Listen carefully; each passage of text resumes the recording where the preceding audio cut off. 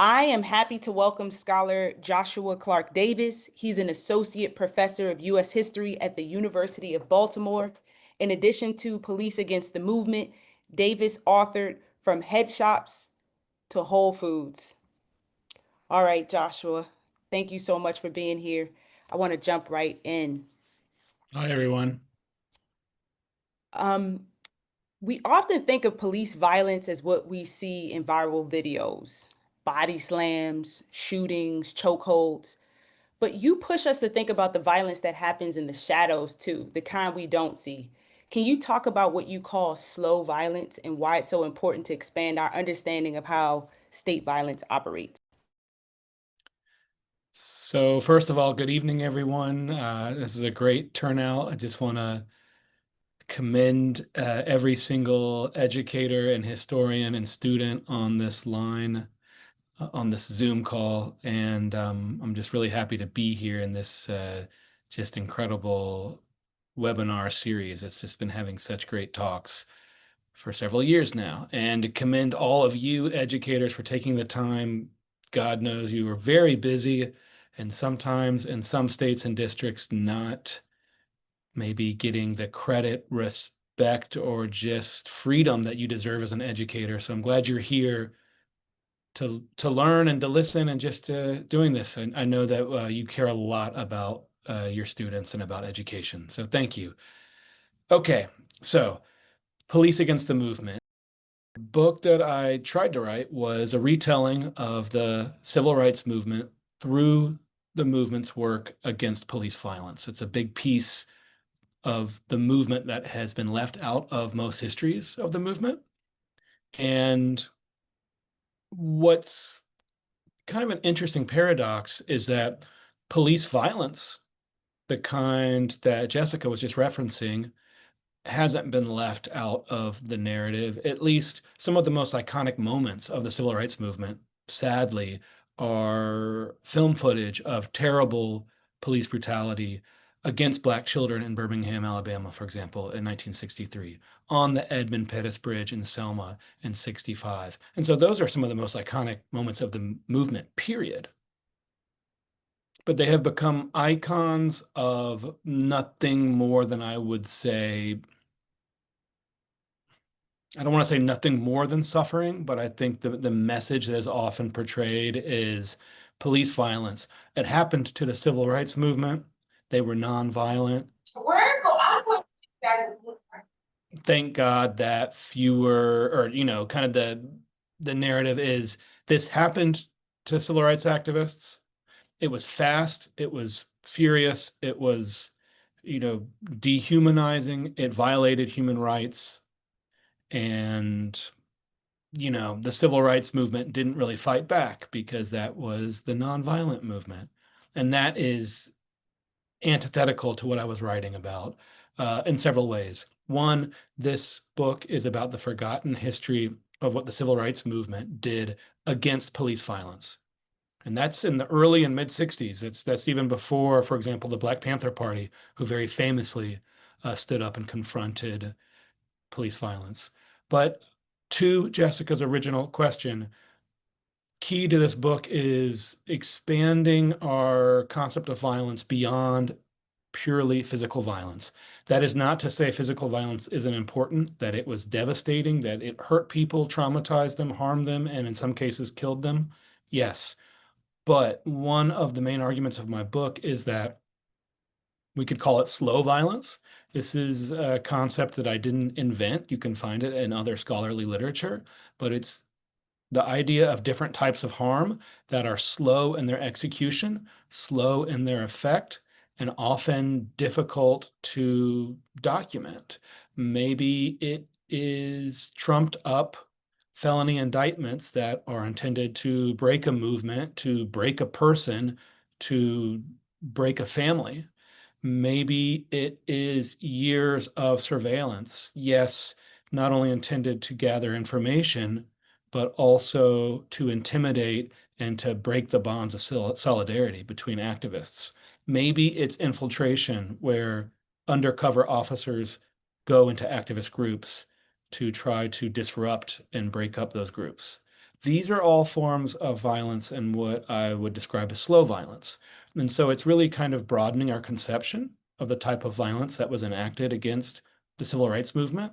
But also, very importantly, one of the greatest myths that I'm disputing with this work is that all of this disruption was done by the FBI, that the sophisticated, sneaky, well thought out and destructive work of espionage was carried out by Hoover and the FBI, and that police were left with the really ugly, brutal acts of physical violence, and that's why police got caught on camera and the FBI didn't.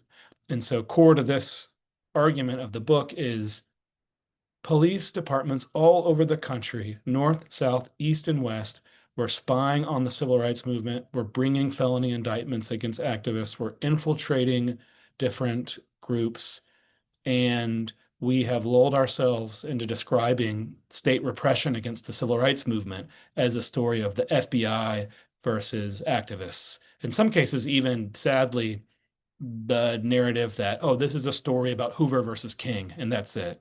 And, the story of the repression that Dr. King and his family endured is, yes, it is fascinating, it is horrific, and it is incredibly important that we document it and acknowledge it. But far too often we've kind of turned this, it's like we're trying to get away from this idea of the great man history. And in the way in which we're telling stories and histories of state repression, we've fallen back into that trap. And so that's my long answer, but it wasn't a slow answer, but it was hopefully responding to your question about slow violence. Yeah, I want to stick with slow violence a little bit and transition to talk about your research methods, particularly local surveillance, because I think you do a great job at showing how local police were even more responsible for attacking the Black freedom struggle than the FBI. I found that absolutely striking. Um, as did my comrade Jesse Hagopian, and that records from local departments have often been harder to access than federal files. So, how did you conduct your research to uncover these stories, and what changes in our understanding of Black liberation movements when we fully grasp the role local police departments played in disrupting them? Right. So, great question. I mean, again, this is a national story. We've been talking about this, historians, for 20 plus years. Racism, discrimination were national, so was the movement. And not just national, but very strong in the North, very strong in the West, the movement. By the same token, repression of the movement was very strong, for lack of a better term, in places like the North and West. Um, a lot of this has to do with the fact that, you know, we don't know exactly how many, but many, many, many police departments had secretive political intelligence units that were called Red Squads. They were initially created to track communists, often in the 20s and 30s. By the 60s, they had really, really expanded to track and disrupt civil rights activists. And virtually every single police department in the country had one of these. So we have statistics from the late 1960s. These are not perfect, but the best estimates we have is that in the late 1960s, the FBI had roughly 3,000 agents, employees dedicated to doing what we could call political intelligence, right? Political information gathering, espionage. 3,000.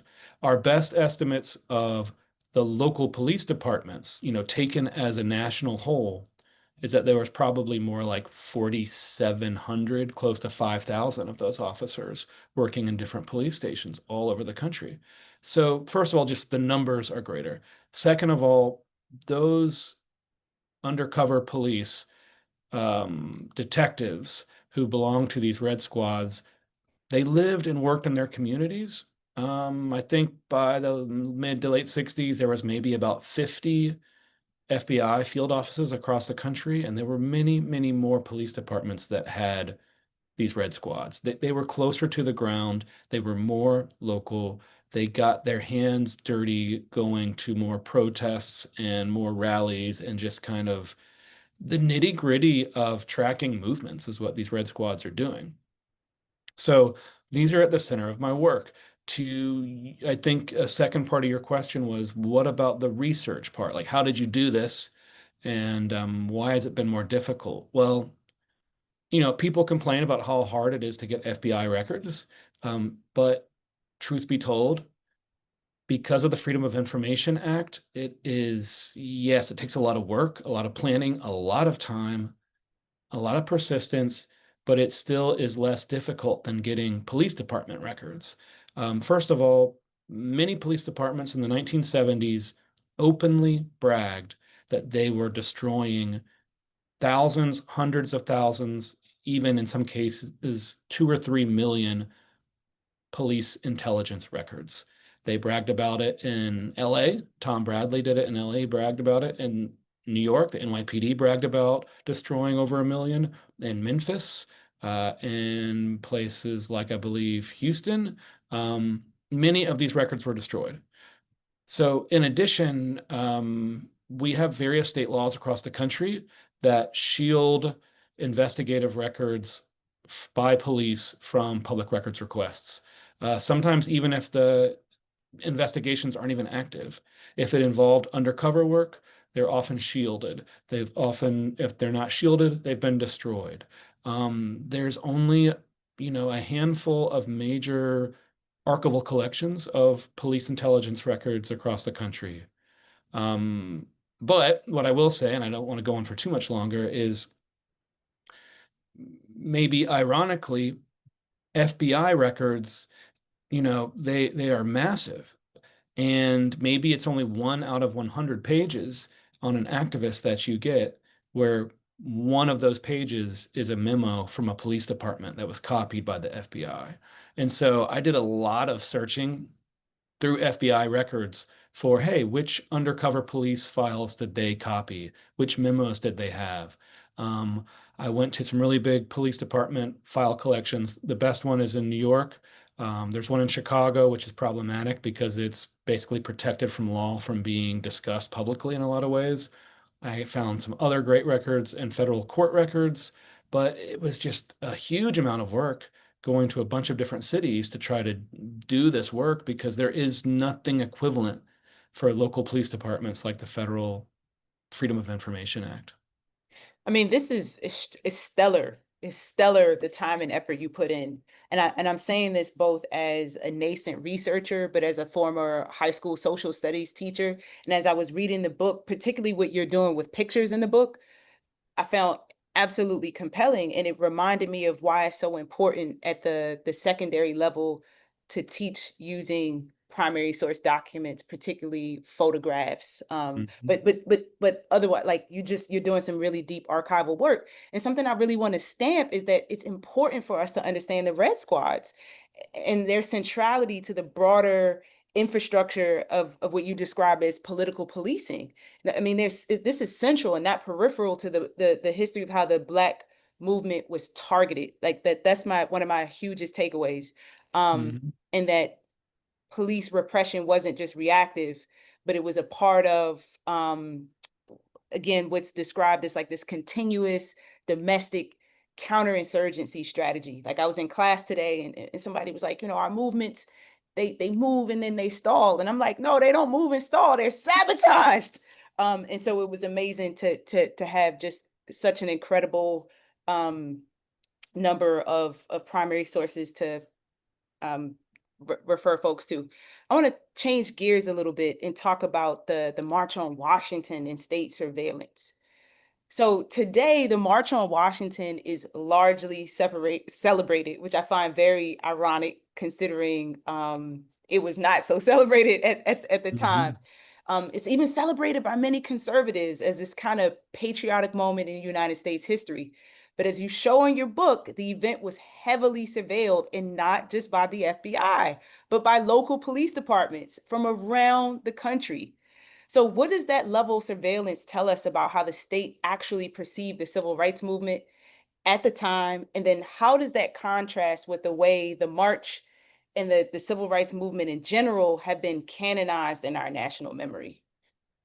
Right. Great question. And please, I guess it's appropriate that now we're getting into this shadowy history that my lighting is also shadowy in here. I have a silly motion detector that just went out, and I'm not going to do any more calisthenics to try to get it back on. It's just a little side lamp. But to the very good question, you know, the March on Washington is so important because even today, as Jessica just alluded to, it's held up as this shining moment of a self-correcting democracy, for lack of a better term. And um, it was a shining moment of democracy, but I think the ways in which the right often have tried to utilize, even weaponize, Dr. King's legacy, and especially by just obsessing over the I Have a Dream speech. And I'm not knocking it at all. It's an incredible speech, but we all know the ways in which I have a dream. It's like freezing Dr. King in time as though that was, his entire political career. It not only leaves things out, I mean, it distorts who he was and it distorts the movement. But many people on the right do that because that's probably one of the speeches that can be most easily manipulated to try to honestly support policies like colorblind opposition to affirmative action or just opposition to DEI. But I was drawn, I think I saw in New York for the first time when I was researching at their municipal archives in the Red Squad files. And these files are only publicly available because activists in the 70s sued the hell out of the NYPD and ended up winning a 14-year-long court case. Part of it was to make some of those records that survived public, and they still weren't public for another like 40 years. But I, among other records, came across an NYPD surveillance report where they were describing watching people, I believe it was at Penn Station, getting on trains to go to DC on, the morning of August 28th, 1963. It was very detailed descriptions of like charter buses chartered by different businesses and organizations that were sending folks to the March on Washington. And so I thought to myself, I'd be really curious to find out any other police departments that did that. And I got a little lucky. I mean, obviously I was looking for it, but I found a memoir by a Philadelphia police officer, and this Philly cop talked about how one of his bosses just sent him down to the March on Washington and said, "Go there, take notes, let us know what happens, come back and report to us." And he was, not a uniformed officer. Um, I came across some photos in an archival collection at the Birmingham Public Library, and it showed that at least one Birmingham police officer went to the March on Washington and took secret photographs. Um, I alluded to the Chicago files collection, which, because of a federal court decision on these records, unfortunately, you're not allowed to say who is in those records without getting like a signed affidavit from that individual or the group. And so, for example, I think we'll be hearing from Judy Richardson from SNCC Legacy Project in a little bit. And in these records in Chicago, at the Chicago History Museum, I found like 15 records about the Chicago PD spying on the Student Nonviolent Coordinating Committee, SNCC. And I literally, to follow this court settlement, had to do something. And, I'm glad that I had friends in high places at SLP, but, it took a while to explain um, to Cortland Cox and to Judy Richardson, two veterans of the movement who are on the leadership of SNCC Legacy Project. Hey, if I send you this paperwork and you sign these affidavits and you get them notarized and you send them back to me, and then I send them to the Chicago History Museum, then the Chicago History Museum can follow the law laid out by this judicial decision. And now I'm allowed to say on this Zoom call, Chicago police spied on SNCC. I can also say, because this isn't referring to a particular person or group, the Chicago police spied on people headed from their train station to go to Washington for the March on Washington. So there probably were others. But yeah, again, that one day for me kind of crystallized this argument.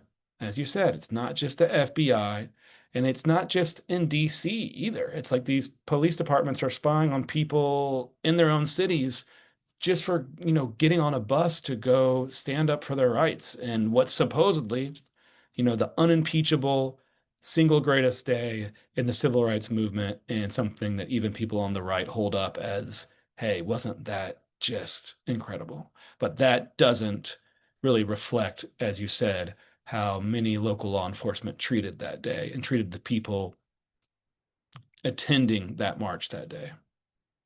Yeah, this just makes me think, the song, it always feels like somebody's watching me, because it was true. And you've documented, you've done a really great job documented. And as you were sharing just now, I was thinking about the fact that the police even police the archive, and just the great lengths you had to go to just to be able to present this truth to us.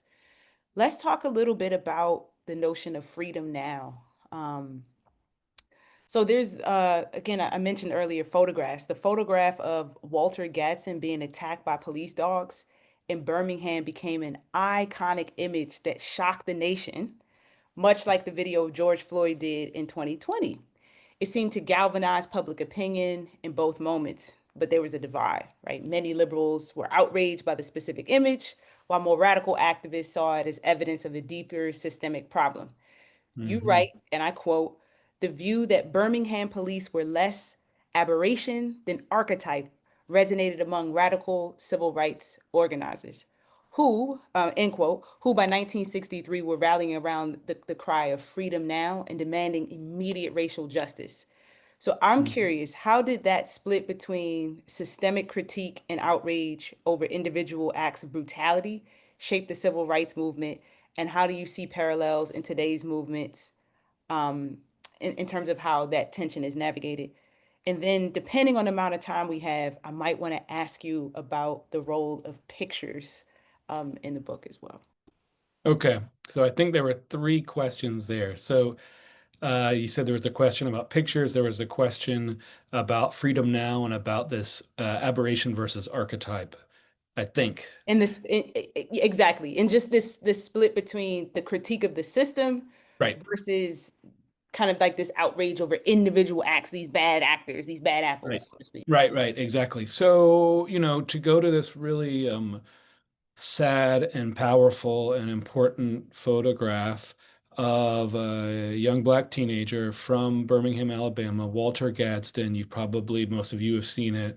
It's a police officer, Dick Middleton, who is carrying a German Shepherd, and the German Shepherd is lunging onto Walter Gadsden.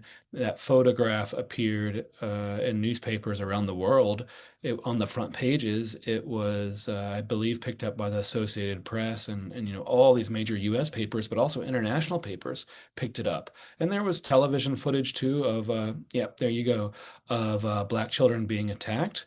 But in a way, I think it was this photograph that, as you said, kind of was in some ways the George Floyd moment of the civil rights movement. And I think, people across the political spectrum, well, I shouldn't say that, not across the political spectrum, but liberals and even some people we might describe as centrists, and also people we would describe as leftists or radicals, there was an outrage about about that picture, about this TV footage, about how the Birmingham police were unapologetically attacking black children with attack dogs, with, spray, just pulverizing them with fire hoses, just beating these children. And I think a lot of white liberals saw it, were outraged, and said, my God, what's happening in Birmingham? I can't believe there's a police department in the US that would do that. This terrible man we've heard of, Bull Connor, who's the director of public safety, who's leading that police department. If only we could, get rid of him. And he was actually on his way out of office by that time. But there was a certain response from quite a few liberals, not all of them white, but many of them. Well, the Birmingham Police Department is just terrible. And it was. I mean, it was just incredibly, just brutal. However, one thing that's really been lost and I think forgotten is that many radical civil rights activists, particularly in SNCC, SNCC, Student Nonviolent Coordinating Committee, and also CORE, the Congress of Racial Equality, in those two organizations, they really understood those photographs and those images differently. There's a lot of stories about how the SCLC, they weren't trying to put children in harm's way, but I think the SCLC was very, and the SCLC is the Southern Christian Leadership Conference, right? That's Dr. King's organization. They were very mindful about the power of the media to mobilize people. And as terrible as those images were, they also behind the scenes are said to have viewed them as a public relations victory because some people were so dense in our country about what people were doing, white segregationists, to stop the civil rights movement, that it literally took a police department attacking black children on national television to wake them up. However, you had these radical activists from SNCC and CORE who said, you know what, maybe Birmingham is more extreme, but this issue of police violence is an issue that is popping up in cities all over the country and not just the South. You had CORE organizers in New York. You had SNCC organizers in various parts of the country also. Group called Friends of SNCC, which was in a number of places. You had CORE organizers in particular who said, hey, it's not just physical violence either. We might call it police malpractice. This is, trumped up felony indictments. This is illegal arrests.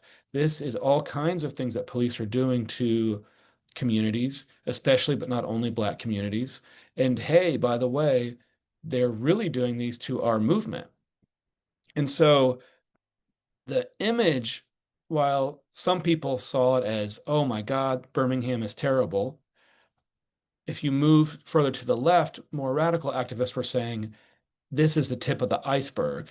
And this is really reminding us we must make police violence a focal point of the movement.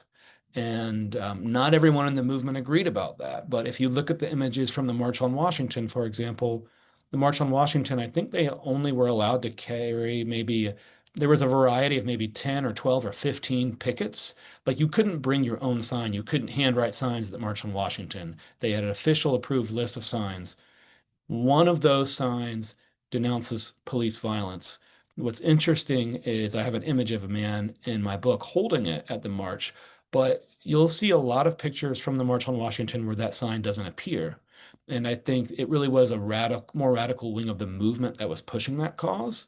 Dr. King did denounce police violence quickly in his March on Washington speech, but it wasn't a main part of it. John Lewis really condemned it. And, John Lewis's speech is often notorious for being this moment of movement censorship where he was told to turn it down. But the reality is that even his quote unquote toned down speech, he was breathing fire. And I mean, he denounced all kinds of acts of police violence in like 5 or 6 or 7 different sentences. And he brought the crowd, if you listen to the footage, he brought the crowd to a standstill. I mean, there are standing ovations, loud cheers where he has to stop again and again, where he denounces police violence. So I answered the pictures question. Oh, Josh, my bad. I'm looking at the time and Yep. I've bookmarked this literally in my book. There's a picture on page 84 and then a page on 115. But just because I want to bring up Judy to talk more about the role of kind of primary sources. But one of the things that I'll encourage folks to do if they don't have the book yet, and if you do have the book, hopefully you'll go to this page with me. But on page 84, one of Charles Moore's photographs of a defiant Black teenager. So perhaps we'll have a moment to come back to that particular picture, and then the image that you were describing with the signs, absolutely compelling. But before we take time to go to a break, and sorry for that abrupt transition, um, we only have like a few minutes, but we do have with us, as Josh mentioned, SNCC veteran and Eyes on the Prize, all 14-hour series, associate producer Judy Richardson, who can join us for about 2 or 3 minutes. And she's going to share some resources that teachers can access for free to explore more of the history that Josh is describing. Judy, if you are, yeah, there you are. Hey, beautiful. Hey. Yes, indeed. Now I had been told I got 4 to 5 minutes. So is that still okay? Let me do it You quickly. take I'll do the it quickly. time you were told you got. All right now. Okay, so first of all, I'm going to talk about these toolkits. These are wonderful toolkits, all available as free downloads. They were produced, and I think we're going to get an image at some point, produced as part of our SNCC and grassroots organizing project.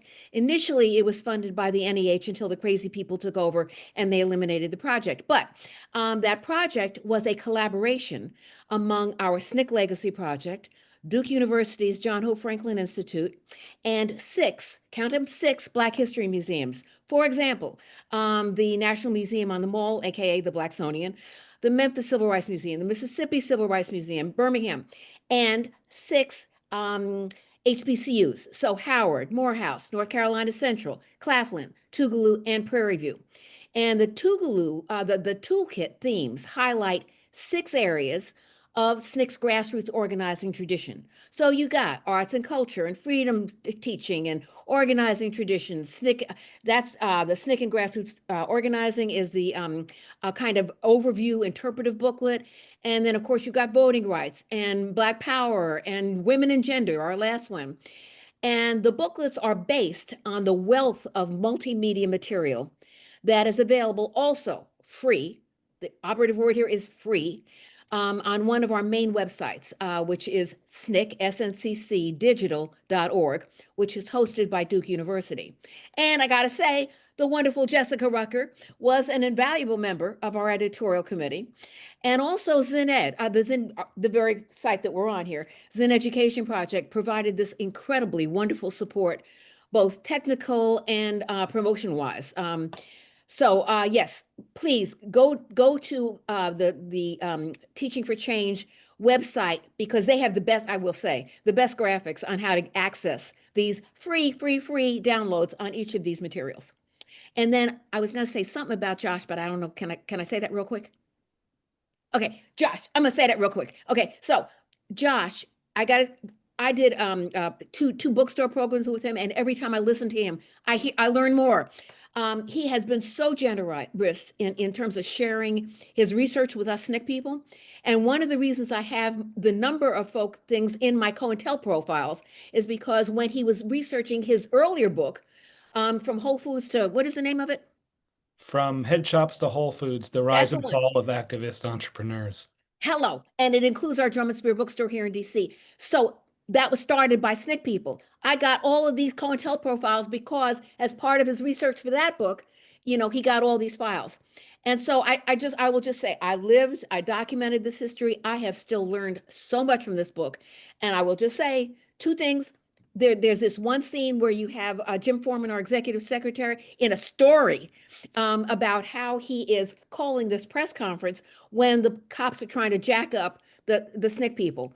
And then it was chilling when I'm looking at CORE's work in New York City, and I see a typed, like, when we were really typing, a typed note, report that had the names of CORE people who were arrested in this particular demo.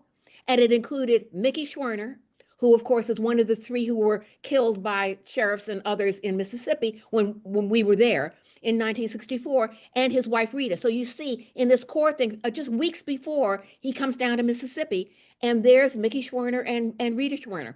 So anyway, and Reverend Shuttlesworth's Resistance. Anyway, it's a wonderful book. Let me say, here it is. It's my copy. Okay, buy the book. All right. It is a wonderful book. And I think it speaks volumes that somebody who lived the history that we are all gathered together to study feels so strongly and passionately about it. So shout outs to you, Josh. And thank you so much, Judy. All right. But now I want to kick it back over to Josh. I want to talk a little bit about northern policing in the case of Ray Wood. Let me adjust my screen for a second. I see you there, Josh. All right, great, great, great, great. So the dominant narrative that tends to associate police repression of the Black freedom struggle with the Jim Crow is to associate police repression with the Jim Crow South. But your book makes clear that northern cities like New York played a central role as well. And you referenced this a little bit earlier. So in New York City, BOSS, the NYPD's Bureau of Special Services, played a major role in infiltrating and disrupting the Black freedom movement. One of the most emphasis examples is Ray Wood, whose work as a provocateur included orchestrating a bogus plot to bomb the Statue of Liberty.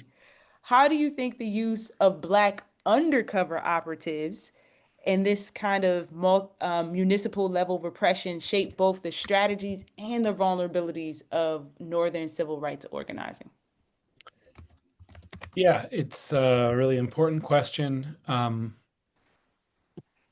NYPD is this largest police department in the country, and its Red Squad, its political intelligence unit, was actually older than the FBI itself, dating back to, I think, 1904. It had kind of waxed and waned at different times. The Communist Party in the United States was almost destroyed by the late 50s. It was very, very small. And in a sense, I think that these political intelligence units were looking for a new reason to live. And yes, they had certainly targeted Black activists for a very long time, but often, I would say often with a particular emphasis on Black communists, and kind of like communists were like the focus. And, it's more complicated than that. But I think in the 60s, what happened was the New York Police Department, for example, said, yeah, we've got this existing unit, but we've got to make it more aggressive. We've got to make it more disruptive. We especially want to target activists who are protesting the police.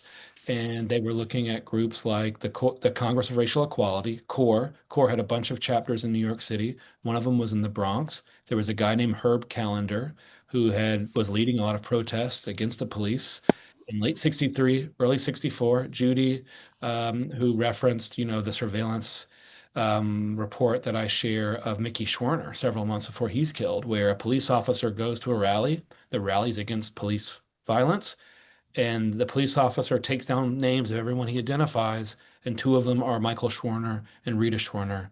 8 months later, Michael Schwerner is murdered, and it's documented that at least one police officer assisted with that murder. Not an NYPD officer, right? Of course, an officer in Philadelphia, Mississippi. But the fact that Michael Schwerner experienced that slow violence of surveillance from police for protesting the police months before he experienced the fatal violence that was facilitated by a police officer.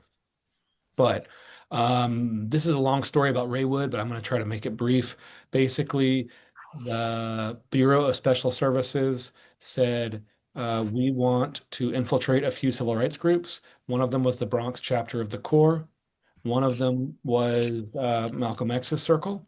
And basically, in April 1964, the NYPD hired two pretty unseasoned, unwitting Black officers who skipped even the police department, the police academy, and sent them straight into the field and said, we need you to go into these groups and pretend you're an activist. And Ray Wood did that for almost a year. He basically encouraged Herb Callender to do something very reckless, which was to try to perform a citizen's arrest on the mayor of New York, Robert Wagner. And Herb Callender got sent for about a week to the psychiatric ward in Bellevue Hospital. Then Ray Wood infiltrated another, even more radical group called the Black Liberation Front, and he strongly encouraged them to basically blow up the Statue of Liberty. And he got them gasoline, he got them an explosives manual, he even drove one of those activists with a car paid for by the NYPD across international borders to Montreal to try to get dynamite. Long story short, 3 men were arrested by the NYPD on the testimony of Ray Wood, and one of them was holding dynamite that Ray Wood had helped procure, and those 3 men were charged in federal court with trying to blow up the Statue of Liberty, and all 3 of them served several years in prison. Ray Wood was held up as a hero. He appeared on the front pages of newspapers all over the country with his face shielded, of course. And he later testified to Congress, things like that. Um, on the same day that Ray Wood was hired, a guy named Gene Roberts was hired who ended up infiltrating Malcolm X's circle.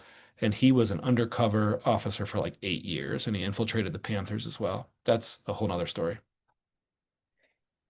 Wow. There's so much to be said there, but I'm gonna leave it there. There was a question in the chat that is related while we're talking about mass surveillance. This particular teacher includes a unit on COINTELPRO, or section within a broader unit on COINTELPRO.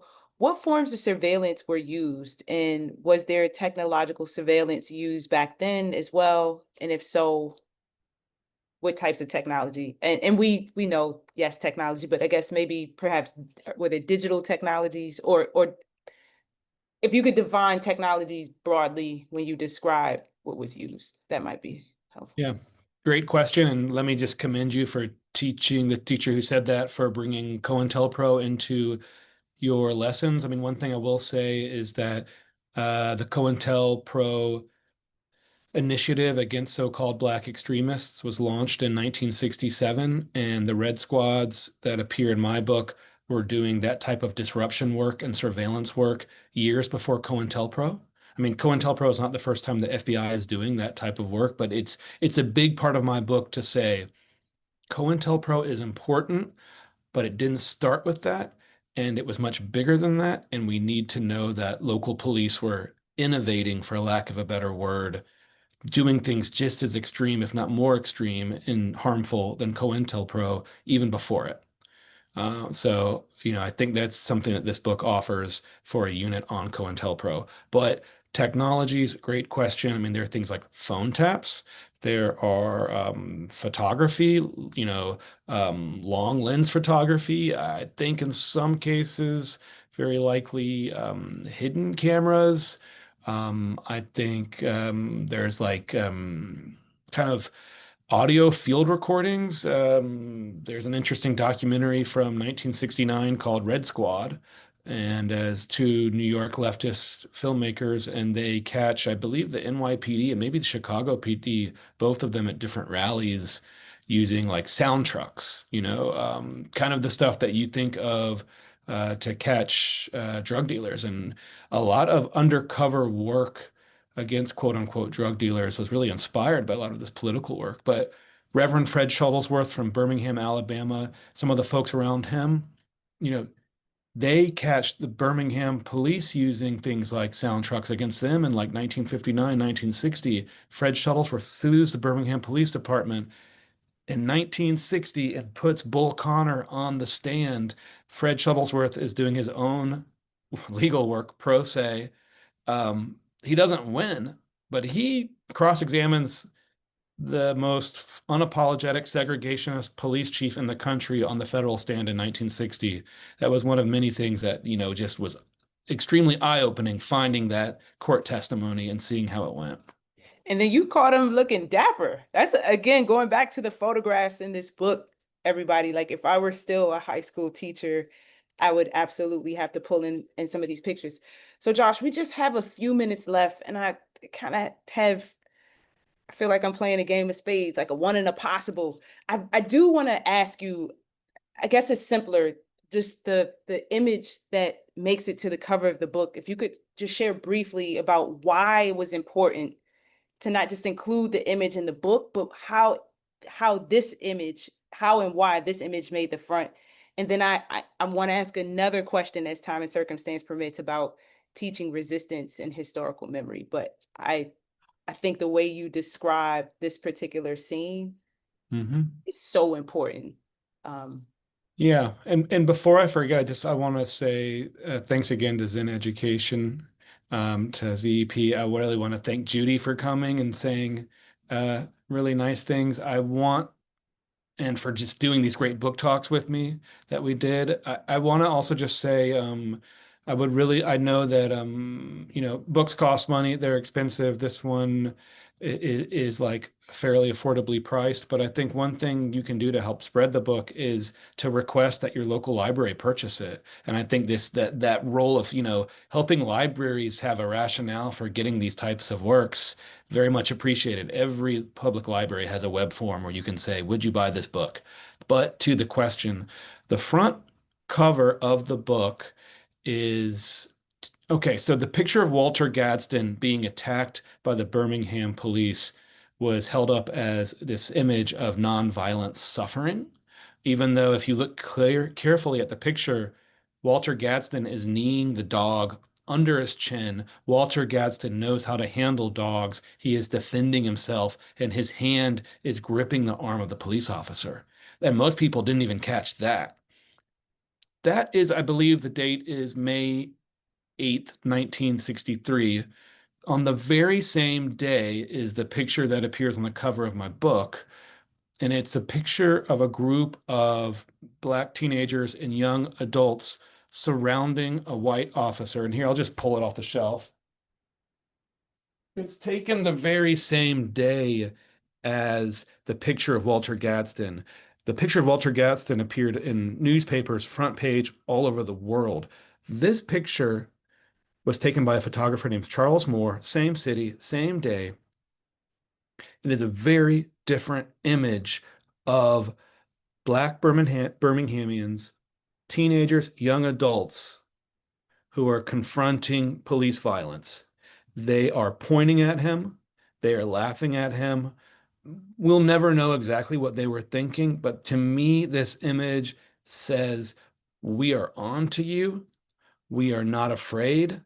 I think you can see the officer is uneasy. They're pointing at him and they said, "We're not going to take this."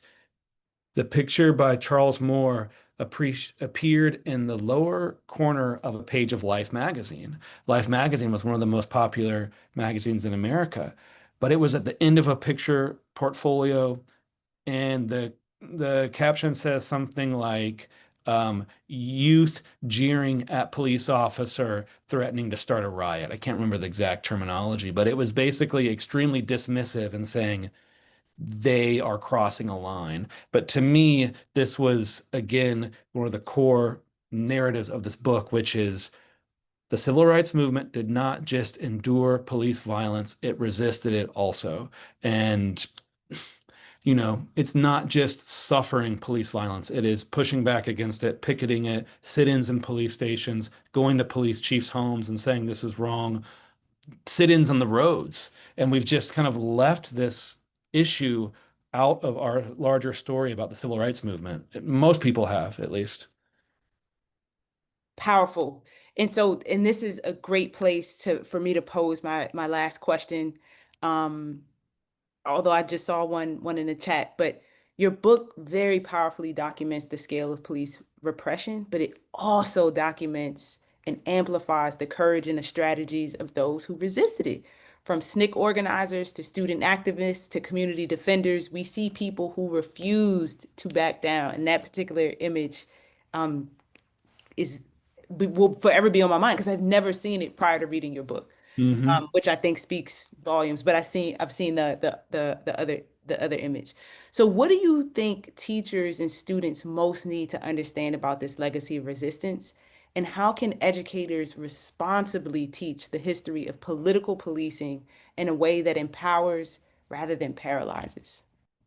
That is a great question. I think empowering instead of paralyzing is important, not to kind of create this image of the all-powerful police apparatus that just spies on activists with impunity. I think one of the big messages is that activists did fight back and that it took a lot of work and a lot of research. For example, there are activists across the country who sue the NYPD, who sue the Memphis police, who sue the Houston police, who sue the Detroit police, and say, we saw you at this protest spying on us, And we believe that what you're doing violates our First Amendment rights to free speech, to public assembly. We believe that it might be violating our Fourth Amendment rights against unreasonable search and seizure.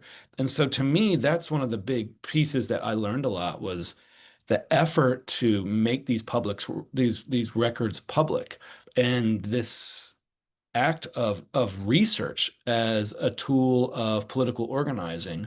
And so that's one important lesson. I think another important lesson is just that the civil rights movement, people fought back against police violence. I think just even today, we've made such great advances in understanding the Black Panther Party and just how brilliant so much of their work was. And yet we've really shortchanged, given short shrift to the fact that the civil rights movement, some people were doing some of those things even before the Panthers existed. For example, you had SNCC organizers in Seattle, core organizers in Seattle, some SNCC folks in LA who were following the police, in cars, watching them, observing them. This is what people are doing today with ICE. And so I think, it is citizen documentary work, it is citizen research, it is taking the time to record something and to say, we don't care if you are going to hide your face, if you're going to snatch people away from their families and from schools. We are citizens. We are paying for this. We have a right to know, we have a right to watch, and we have a right to record. That may in some school systems not play as a popular message, but there's many ways to safely, legally record what representatives of the state are doing. And I think the seed, when we see one of these terrible videos of someone being taken by ICE, like, we need to think about the person behind the phone, behind the camera, right? It was the same thing with the young woman whose name I'm forgetting, who got targeted for recording when the Minneapolis police killed George Floyd. So we should be thinking about those researchers, those documentary makers in a sense, and think about the work they're doing. And I don't recommend it to everyone, but there are people who are ready to do that work. And I think the seeds of that work are in this book, people who were doing that in the 60s. Incredible, Josh. Thank you. Thank you so much. Thank you. Thank you. Thank you. Thank you. Thank you. So, to us, man, wow.